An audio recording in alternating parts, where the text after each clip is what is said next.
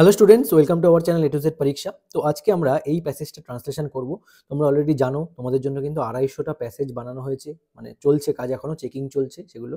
এটা জানুয়ারির ফার্স্ট উইকে তোমাদেরকে নোটিফাই করে দেওয়া হবে, ঠিক আছে, প্র্যাকটিসের জন্য। তো সেখান থেকেই আমি 49 নাম্বারের একটা করাচ্ছি। দেখো তাহলে এটা আমরা কিভাবে সলিউশন করব, ঠিক আছে। খুব ভালোভাবে দেখবে, পুরো ভিডিওটা দেখবে। তোমরা তোমাদের মতো করেও ট্রান্সলেশন করতে পারো, আমি আমার মতো করে ওয়ার্ড ইউজ করে এগুলো করছি, ঠিক আছে। তো দেখো, আচ্ছা, তার আগে বলে রাখছি, ভিডিও শুরু করার আগে তোমরা যারা নতুন আছো অবশ্যই কিন্তু চ্যানেলটাকে সাবস্ক্রাইব করে নিও, আর ভিডিওটা ভালো লাগলে কিন্তু লাইক করে দিও, পারলে একটা কমেন্ট করে দিও, তাহলে ভালো লাগবে। আচ্ছা, চলো শুরু করা যাক। দেখো প্রথমে কি বলেছে, শান্তিনিকেতন রবীন্দ্রনাথ ঠাকুর প্রতিষ্ঠিত একটি অনন্য শিক্ষা কেন্দ্র, ঠিক আছে। শান্তিনিকেতন রবীন্দ্রনাথ ঠাকুর প্রতিষ্ঠিত একটি অনন্য শিক্ষা কেন্দ্র। আচ্ছা, তাহলে আমি লিখতে পারি এখানে, Santiniketan is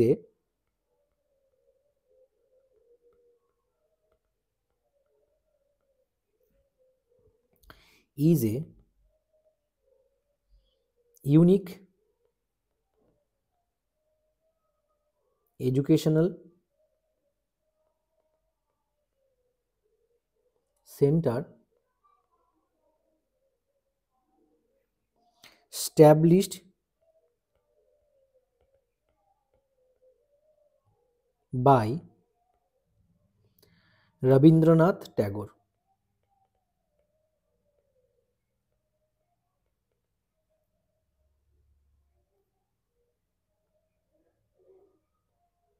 Tagore, full stop. অর্থাৎ কি, দেখো শান্তিনিকেতন হচ্ছে কি রবীন্দ্রনাথ ঠাকুর প্রতিষ্ঠিত একটি অনন্য শিক্ষা কেন্দ্র, বোঝা গেছে। এটি পশ্চিমবঙ্গের বীরভূম জেলার বোলপুরে অবস্থিত। দেখো এটি, তার মানে ইট ইজ লোকেটেড কোথায়, ইন বোলপুর, মনে থাকবে, ইন বোলপুর, কমা কোন জায়গা, ইন দ্য বীরভূম ডিস্ট্রিক্ট, ঠিক আছে, অফ ওয়েস্ট বেঙ্গল, ঠিক আছে। তো এটা হলো আমাদের এই লাইনের ট্রান্সলেশন। নেক্সট কি বলেছে দেখো, এখানে পাঠভবন এবং বিশ্বভারতী বিশ্ববিদ্যালয় রয়েছে। অর্থাৎ কি দেখো, তার মানে এখানে পাঠভবন রয়েছে, পাঠভবন কিন্তু জায়গার নাম, তাই তো। তাহলে ইট হাউজেস, ঠিক আছে, পাঠভবন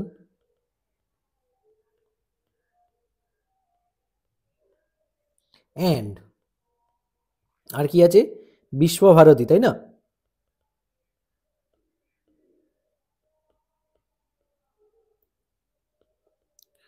ইউনিভার্সিটি,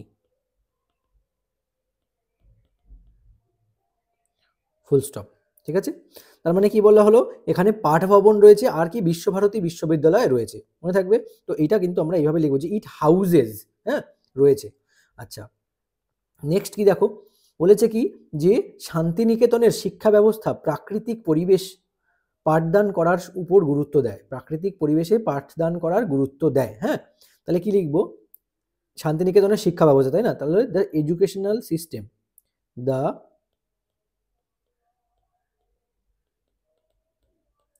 এডুকেশনাল সিস্টেম, ঠিক আছে, অ্যাট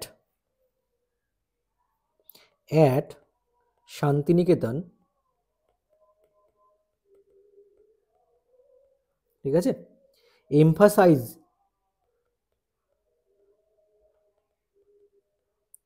কিসে এমফাসাইজেস করে, আচ্ছা এখানে এমফাসাইজেস হবে, হ্যাঁ, মানে জোর দেয়, যেহেতু প্রেজেন্ট টেন্সে লেখা হচ্ছে এটা, ঠিক আছে। Subject third person singular number, ভার্বের সঙ্গে এস যোগ হলো, ঠিক আছে, এমফাসাইজেস। আচ্ছা, নেক্সট দেখো কিসের উপর, teaching in a natural environment,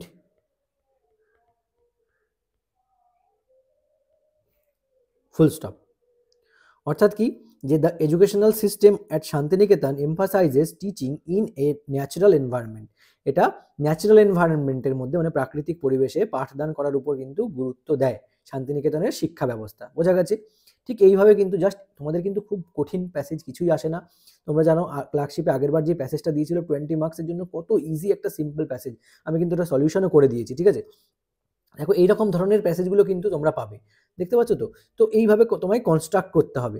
এগুলো যত বেশি তুমি প্র্যাকটিস করবে, তুমি যতই মাস্টারের কাছে যাও না কেন, যে কোনো জায়গায় তুমি কোচিংয়ে ভর্তি হও না কেন, তুমি যদি নিজে বেশি করে প্র্যাকটিস না করো, তাহলে মনে রাখবে তোমার দ্বারা এটা করা সম্ভব হবে না।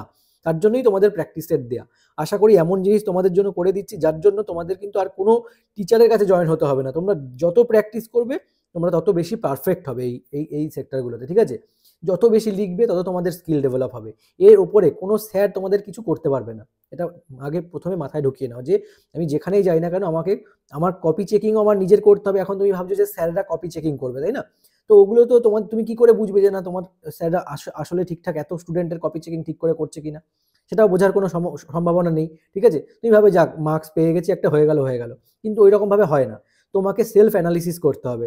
নিজের লেখা, মানে তোমার লেখাটা কতটা ভালো হচ্ছে সেটা তুমি নিজেই বুঝতে পারবে, ঠিক আছে। কতটা সুন্দর ওয়ার্ডস তুমি ওর মধ্যে ইনপুট করছো, কত সুন্দর সুন্দর লেখা, মানে দেখবে এগুলো না এক একজনের মধ্যে, এগুলো কি যত বেশি পড়বে, ঠিক আছে, যত বেশি আলাদা বই পড়বে, নিউজ পেপার পড়বে, তোমার লেখা তত বেশি ডেভেলপ হবে। এটা হচ্ছে মেইন কথা। এর জন্য তোমায় কোনো স্যার কিন্তু গাইড করতে পারবে না, ওটা ওই একদম শুরুর সময় করা হয়, ঠিক আছে। যেমন টেন্সের রুল যারা জানো না তাদেরকে শেখানো হবে, সেইগুলো আলাদা ব্যাপার। এগুলো তো তোমাদের শিখতে বেশিক্ষণ লাগবে না, ঠিক আছে, কারণ তোমরা অলরেডি মেইনস দিচ্ছ, মানে তোমরা ওয়েল এডুকেটেড, ঠিক আছে, তোমরা ততটাই ভালো পড়াশোনা করেছো। তো এইটুকু তোমাদের শিখতে কতক্ষণ লাগবে?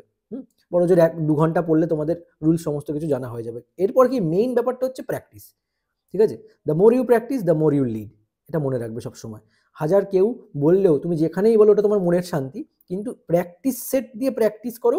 তাতেই দেখো গিয়ে তুমি যদি না এগোতে পারো, যে আমার কথা শুনছো, ঠিক আছে, পুরোটা, তারপর আমাকে তুমি এক্সাম হওয়ার পরে আমাকে মেসেজ করে জানিও, স্যার আপনার কথা শুনেছি কিন্তু আমার কোনো কাজ হয়নি, ঠিক আছে। এটা হচ্ছে মেন ব্যাপার, দেখো। আর তাছাড়া কিছুই না, ঠিক আছে। দেখো চলো এরপরে কি আছে, দেখো পরের লাইনটা, এই স্থানটি কবিগুরুর অনেক সৃষ্টি যেমন কবিতা, গান এবং নাটকের অনুপ্রেরণা ছিল, ঠিক আছে। তাহলে এই স্থানটি কবিগুরুর অনেক সৃষ্টি, মানে কবিগুরু যা যা সৃষ্টি করেছে সেইগুলো, তাই না, এই স্থানটি কি এইগুলো ছিল সেগুলো বলেছে, ঠিক আছে। তাহলে কি লিখবো, this place,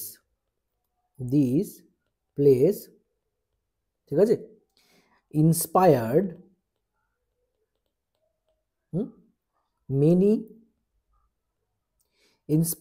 many of Tagore's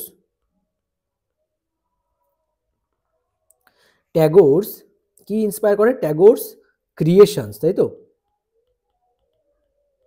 সৃষ্টি, তাই না। তাহলে কি লিখবো, Tagore's creation, কবিগুরুর means Tagore's creation. আচ্ছা, ক্রিয়েশনস কমা, এর মধ্যে কি আছে দেখো, এর মধ্যে কি যুক্ত আছে, যখন যেহেতু আছে সৃষ্টির মধ্যে কি, যেমন কবিতা, গান ও নাটকের অনুপ্রেরণা ছিল, তাই তো। যেমন, তার মানে এখানে কি হবে, এখানে লিখতে হবে তোমায় ইনক্লুডিং, হ্যাঁ, এর মধ্যে ইনক্লুড মানে সহ, ইনক্লুডিং কি কি দেখো, পোয়েমস, তাই তো, কমা, সংস, ঠিক আছে, and plays, PLAYS, full stop. বোঝা গেছে কি বললাম? এখানে এই জিনিসগুলো কিন্তু ইনক্লুড করতে হবে তোমায়, যেমন কবিতা, গান ও নাটকের অনুপ্রেরণা ছিল বলা হচ্ছে, তাই না। ইন্সপায়ার্ড, অনুপ্রেরণা হচ্ছে ইন্সপায়ার্ড, ঠিক আছে, বোঝা গেছে এইটুকু। পরের লাইনটা দেখো কি বলেছে, পয়লা বৈশাখ এবং পৌষ মেলা এখানে অত্যন্ত আনন্দের সঙ্গে অনুষ্ঠিত হয়। আচ্ছা, তাহলে কি লিখবো এখানে লিখবো ফেস্টিভ্যালস লাইক পয়লা বৈশাখ, ঠিক আছে, অ্যান্ড আর কি, পৌষ মেলা, তাই তো, পৌষ মেলা আর সেলিব্রেটেড, ঠিক আছে, হিয়ার উইথ গ্রেট জয়। বোঝা গেছে কিভাবে লিখবো, festivals like Poila Baishakh and Poush Mela are celebrated here with great joy. Last line দেখো কি বলেছে, শান্তিনিকেতন আমাদের সংস্কৃতির অন্যতম গুরুত্বপূর্ণ স্থান। তাহলে এটা কিভাবে লিখবো, শান্তিনিকেতন কেতন, ঠিক আছে, is one of the most significant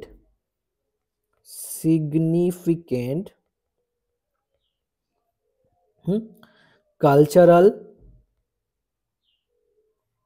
hubs in our heritage. Clear? এই হলো আমাদের ট্রান্সলেশন কমপ্লিট, ঠিক আছে? তো এইভাবে তোমাকে লেখাটা কমপ্লিট করতে হবে। আশা করছি তোমাদের যদি ভালো লাগে ক্লাসগুলো তাহলে কিন্তু অবশ্যই লাইক দিয়ে দিও এবং শেয়ার করে দিও, যেন আরও সবার মধ্যে এগুলো পৌঁছাতে পারে, ঠিক আছে? যেন সবাই প্র্যাকটিস করতে পারে। তো এইভাবে কিন্তু তোমাদের ট্রান্সলেশন প্র্যাকটিস করে যেতে হবে এক্সামের আগের দিন পর্যন্ত, ঠিক আছে? যত বেশি প্র্যাকটিস করবে তত বেশি পারফেকশন তোমরা গেইন করবে, মনে থাকবে? আর সাথে সাথে আমাদের চ্যানেলটা কিন্তু অবশ্যই সাবস্ক্রাইব করে নিও, ভিডিওটা কিন্তু লাইক করতে ভুলো না। আজকের মতো এখানেই শেষ করছি, আবার দেখা হচ্ছে তোমাদের সঙ্গে নেক্সট ক্লাসে। Thank you so much for watching this video.